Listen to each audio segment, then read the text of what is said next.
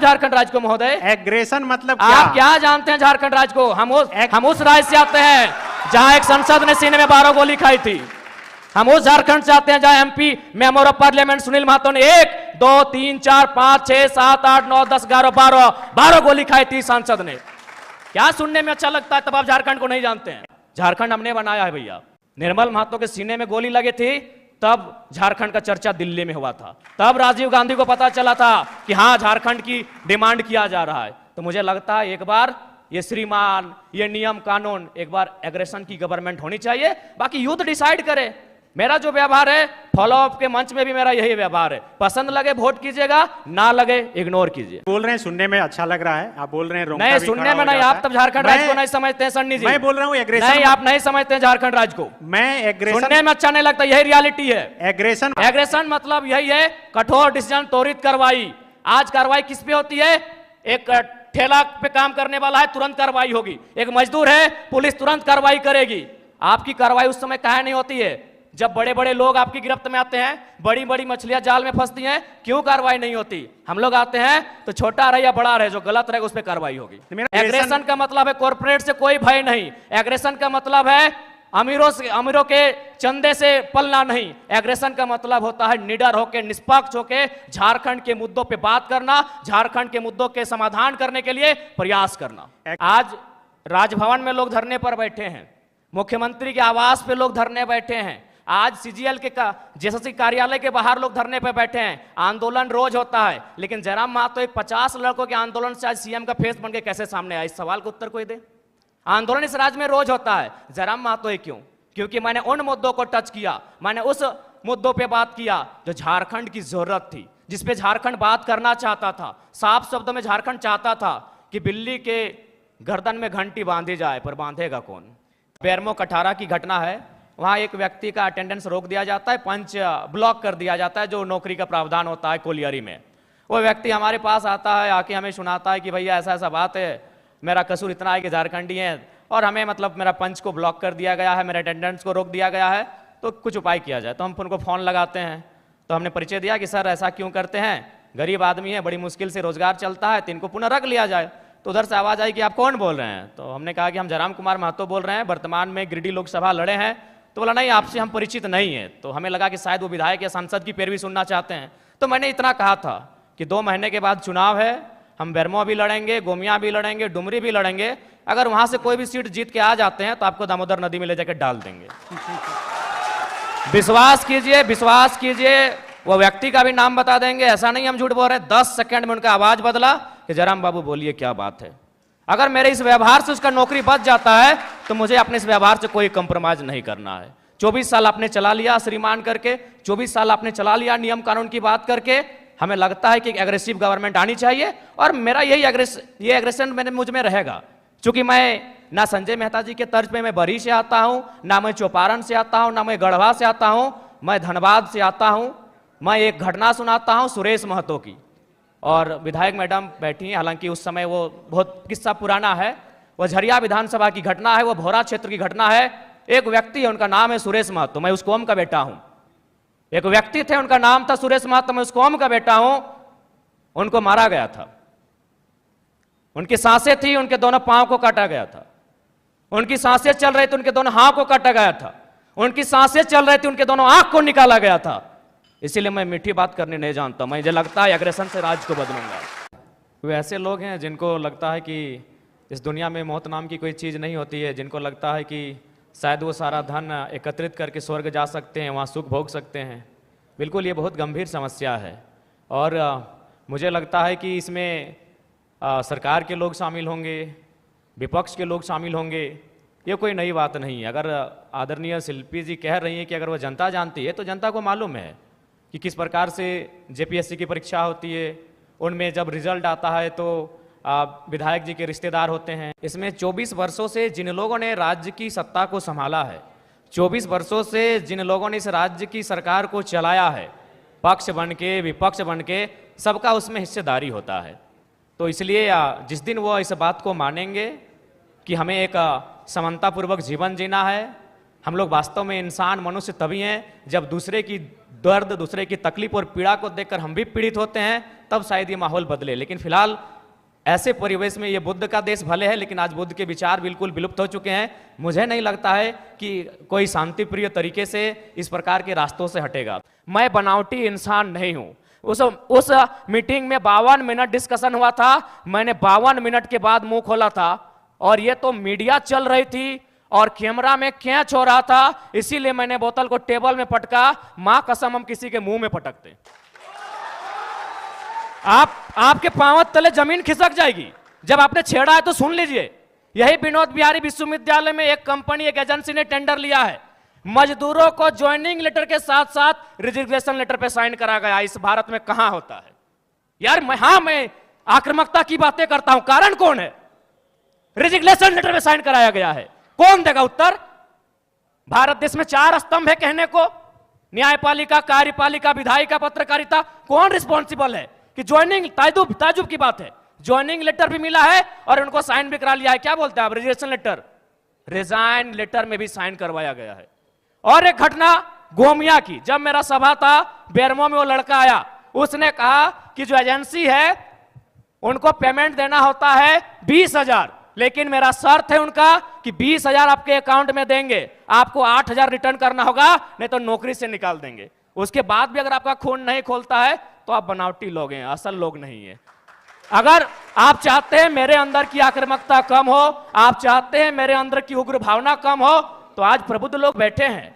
आज माननीय मंत्री दीदी बैठी हैं, आज माननीय मंत्री महोदय बैठे हैं, मंत्री 3 मंत्री बैठे हैं, आज प्रदेश अध्यक्ष महोदय बैठे, सांसद महोदय बैठे हैं, झारखंड मुक्ति मोर्चा के फिलहाल पालनहार हैं बैठे, आज विधायक मैडम बैठी हैं, यहां भी एक विधायक बैठे हैं, यहां भी एक विधायक बैठे हैं। ये लोग तय करें कि इस प्रकार का जुल्म, शोषण, अत्याचार एक आम व्यक्ति पे, यानी जो लोग हाशिए पर हैं, जो लोग निम्न स्तर पे हैं, उनके साथ अन्याय नहीं होगा। जयराम महतो प्रेम की कविताएं लिखेगा, इनकलाब की बातें नहीं करेगा। जयराम जी, कि अगर एक व्यक्ति पे कार्रवाई होती है और उस कार्रवाई से अगर हजारों स्टूडेंट को एक उम्मीद मिलती है, अगर एक व्यक्ति पे कार्रवाई होती है और हजारों किसानों की खुशहाली आती है, तो मुझे लगता है उस व्यक्ति पे कार्रवाई होनी चाहिए। और मैं अपना एक अनुभव बताना चाहूँगा, हालांकि ऐसे मंचों पे जहाँ एकेडमिक लोग आके सुन रहे हैं, इंटेलेक्चुअल लोग आके सुन रहे हैं, नहीं बोलना चाहिए, लेकिन मुझे मेरा जो कैरेक्टर है वो सबके सामने मैं आपको बताना चाहूँगा। ये बेरमो कठारा की घटना है। वहाँ एक व्यक्ति का अटेंडेंस रोक दिया जाता है, पंच ब्लॉक कर दिया जाता है, जो नौकरी का प्रावधान होता है कोलियरी में। वो व्यक्ति हमारे पास आता है, आके हमें सुनाता है कि भैया ऐसा ऐसा बात है, मेरा कसूर इतना है कि झारखंडी है और हमें मतलब मेरा पंच को ब्लॉक कर दिया गया है, मेरे अटेंडेंस को रोक दिया गया है, तो कुछ उपाय किया जाए। तो हम उनको फ़ोन लगाते हैं, तो हमने परिचय दिया कि सर ऐसा क्यों करते हैं, गरीब आदमी है, बड़ी मुश्किल से रोजगार चलता है, तो इनको पुनः रख लिया जाए। तो उधर से आवाज़ आई कि आप कौन बोल रहे हैं? तो हमने कहा कि हम जयराम कुमार महतो बोल रहे हैं, वर्तमान में गिरिडीह लोकसभा लड़े हैं। तो बोला नहीं, आपसे हम परिचित नहीं है। तो हमें लगा कि शायद वो विधायक या सांसद की पैरवी सुनना चाहते हैं। तो मैंने इतना कहा था कि 2 महीने के बाद चुनाव है, हम बेरमो भी लड़ेंगे, गोमिया भी लड़ेंगे, डुमरी भी लड़ेंगे, अगर वहां से कोई भी सीट जीत के आ जाते हैं तो आपको दामोदर नदी में ले जाकर डाल देंगे। विश्वास कीजिए, विश्वास कीजिए, वो व्यक्ति का भी नाम बता देंगे, ऐसा नहीं हम झूठ बोल रहे हैं। 10 सेकंड में उनका आवाज बदला कि जयराम बाबू बोलिए क्या बात है। अगर मेरे इस व्यवहार से उसका नौकरी बच जाता है तो मुझे अपने इस व्यवहार से कोई कंप्रोमाइज नहीं करना है। अलग राज्य की लड़ाई जिन मुद्दों के साथ लड़ी गई थी वही मेरे मुद्दे होंगे।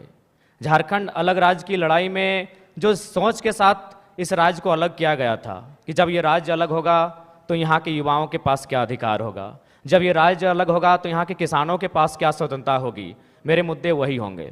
झारखंड जो हमारे झारखंड के नाम में ही छुपा है, झाड़ यानी जंगल, खंड यानी जमीन का एक भूभाग, और हमारी जो निरंतर लड़ाइयाँ रही हैं आदिकाल से, वो इसी विषय को लेकर रही हैं।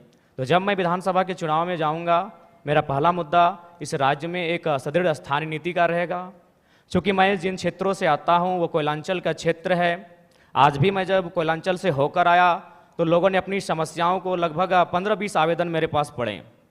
जब मैं एक सामान्य सा बालक हूँ, मैं एक साधारण सा बालक हूँ और मुझे प्रतिदिन 15 से 20 समस्याओं को सुनना पड़ता है, जो समस्याएं होती है ज़मीन से संबंधित।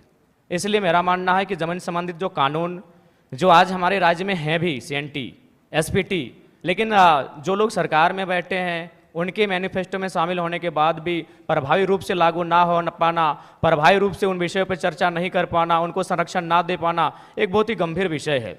और मेरा मानना यही है, जो कि मैं किसान वर्ग से भी संबंध रखता हूँ, एक किसान का बेटा हूँ, तो मेरे हिसाब से जो ज़मीन संबंधित मुद्दे हैं वो मेरे प्राथमिक मुद्दे होंगे। उसके बाद आज छात्रों की समस्या देख सकते हैं।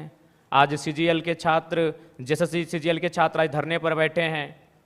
विगत जो पहला एग्ज़ाम हुआ था उस एग्ज़ाम में धांधली हुई, इस एग्ज़ाम में धांधली का मामला सामने आ रहा है। तो निश्चय एक बेहतर नियोजन नीति हो और इस तरीके से एग्ज़ाम को लिया जाए कि धांधली ना हो, गड़बड़ी ना हो, और महत्वपूर्ण सबसे कि अन्य राज्य से लोग जो हमारी हकमारी कर रहे हैं वो कम से कम रुके। उसके लिए मेरे पास मेरी योजना होगी कि हम लोग प्रखंड स्तरीय भाषा के आधार पर एग्ज़ाम लेंगे। क्योंकि भारतीय संविधान आर्टिकल 1516 इस बात का उल्लेख करता है कि हम जात के आधार पर भेदभाव नहीं कर सकते हैं, हम धर्म के आधार पर भेदभाव नहीं कर सकते हैं, हम उद्गम स्थान के आधार पर भेदभाव नहीं कर सकते हैं, हम लिंग के आधार पर भेदभाव नहीं कर सकते हैं, लेकिन भाषा का कहीं जिक्र नहीं है। तो मेरा मानना है कि सरकार को इस विषय पर सोचना चाहिए। हम लोग अगर सरकार में आते तो इस विषय पर सोचेंगे कि जो प्रतियोगिता की परीक्षाएं होंगी वो हमारी भाषाओं में होंगी। फॉर एग्जाम्पल, जैसे मान के चलिए कोई हिंदी का पेपर आता है परीक्षा में, उसमें एक सवाल आता है कि आंख का तारा इसका मतलब क्या होता है, आग बबूला होना इसका मतलब क्या होता है।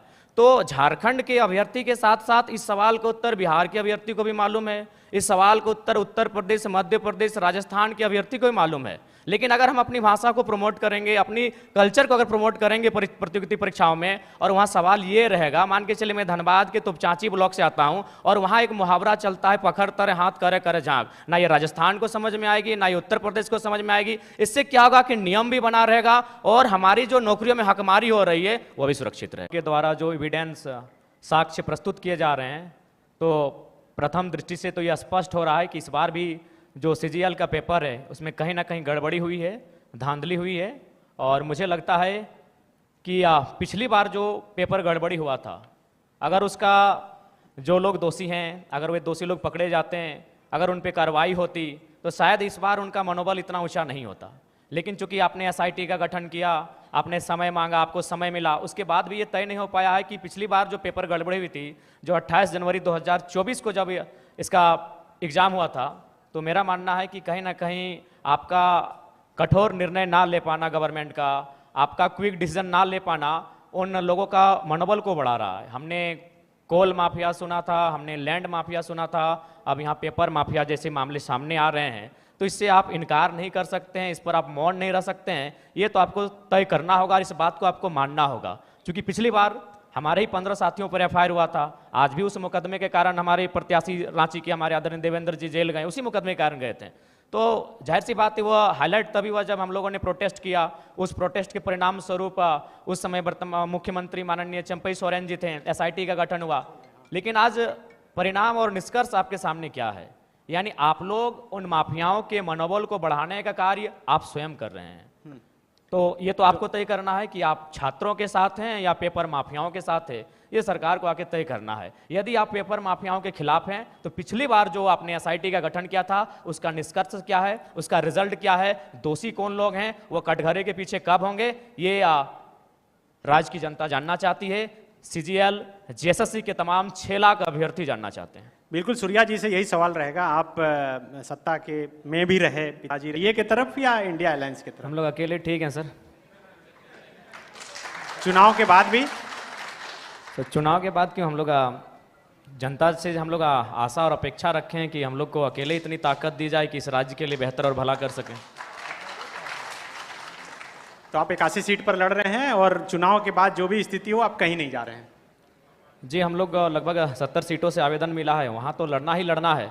बाकी सीटों पर अगर अच्छे प्रत्याशी दमगर मिले तो निसंदेह हम लोग 81 सीटों तक पहुँचेंगे और चुनाव लड़ेंगे।